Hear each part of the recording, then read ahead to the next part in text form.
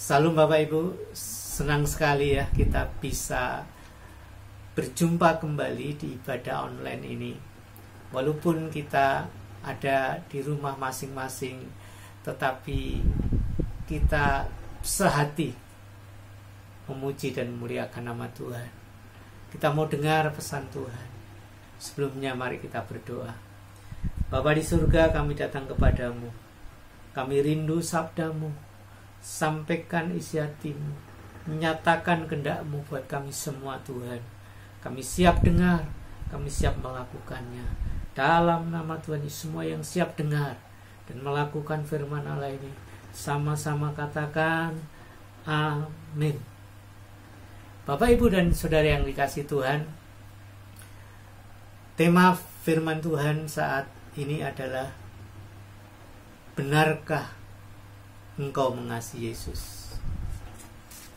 Benarkah engkau mengasihi Tuhan? Pertanyaan yang sama pernah disampaikan kepada Petrus. Petrus ditanya sampai 3 kali dengan pertanyaan yang sama, apakah engkau mengasihi aku lebih dari yang lain? Kenapa pertanyaan ini sampai diulang dan diulang? Tentu Tuhan punya alasan mengapa mengulang pertanyaan yang sama. Alasannya adalah, pertama, Petrus mencoba meninggalkan panggilan Tuhan. Petrus mencoba meninggalkan, melupakan panggilan Tuhan. Pada saat Petrus mengalami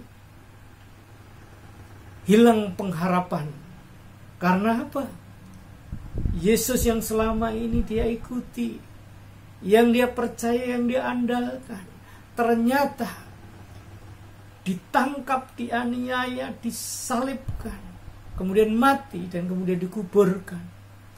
Tetapi pada hari yang ketiga, Yesus bangkit, Yesus hidup kembali, dan sempat mengunjungi Petrus dan teman-temannya tatkala mereka bersekutu di ruangan yang terkunci.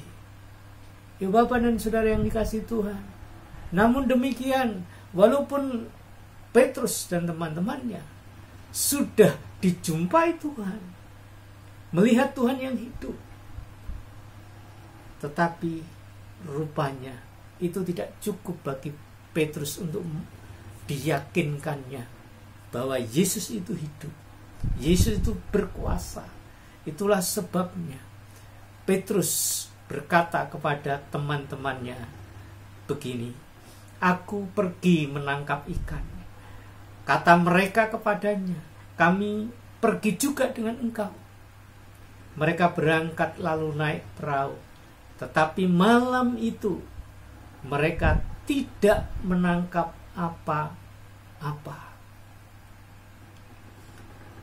Bisa dipahami kalau kemudian Petrus hilang harapan karena selama ini bersama-sama dengan Yesus 3,5 tahun, dan Petrus selalu mengikutinya. Tetapi ketika yang diikutinya sudah tiada secara jasmani, itu sebabnya Petrus mencoba meninggalkan panggilannya. Padahal Petrus dipanggil Tuhan.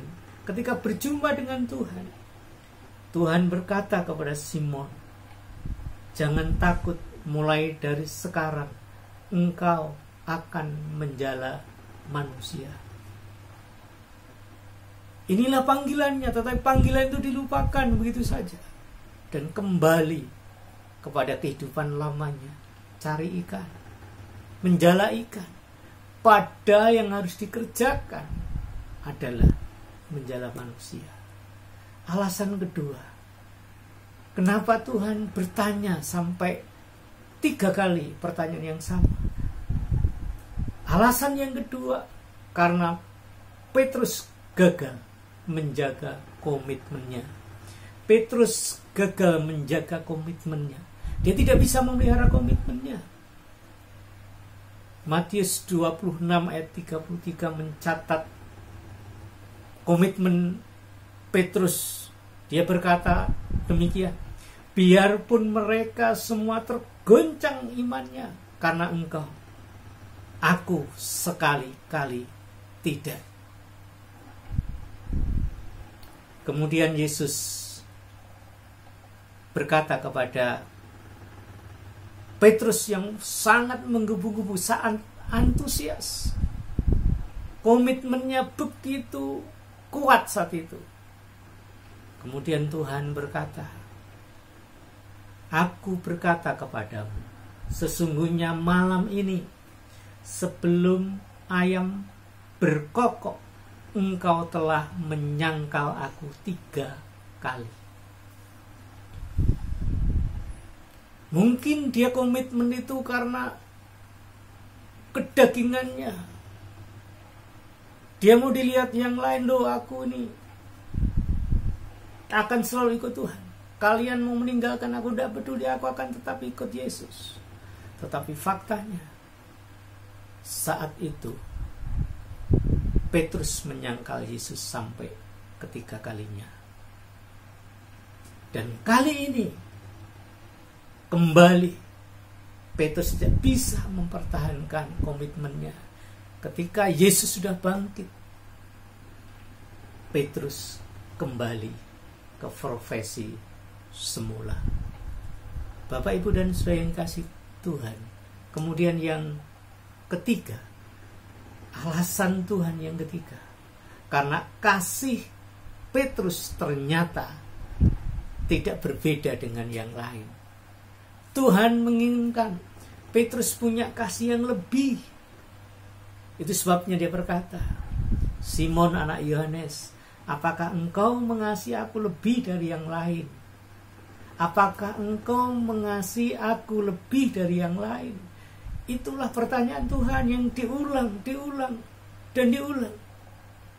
Petrus menjawabnya, benar Tuhan, engkau tahu bahwa aku mengasihi engkau. Gembalakanlah domba-dombaku. Tanggung jawab yang Tuhan berikan, menggembalakan domba-domba Tuhan. Engkau dipercaya untuk saling menggembalakan, untuk saling memelihara iman satu dengan yang lain. Dan itu dibutuhkan kasih. Di masa yang sulit seperti sekarang ini, kita membutuhkan dorongan satu dengan yang lain supaya iman kita menjadi kokoh, menjadi kuat. Walaupun kita tidak bisa bertemu secara muka dengan muka, untuk seperti biasanya kita bisa ibadah secara bersama-sama, tetapi sekarang kita harus ibadah di rumah masing-masing. Tidak mengurangi. Kita bisa telepon, kita bisa video call untuk kita saling menguatkan satu dengan yang lain. Kiranya Tuhan menguatkan dan meneguhkan panggilan kita sampai pada harinya Tuhan Yesus memberkati kita semua. Amin.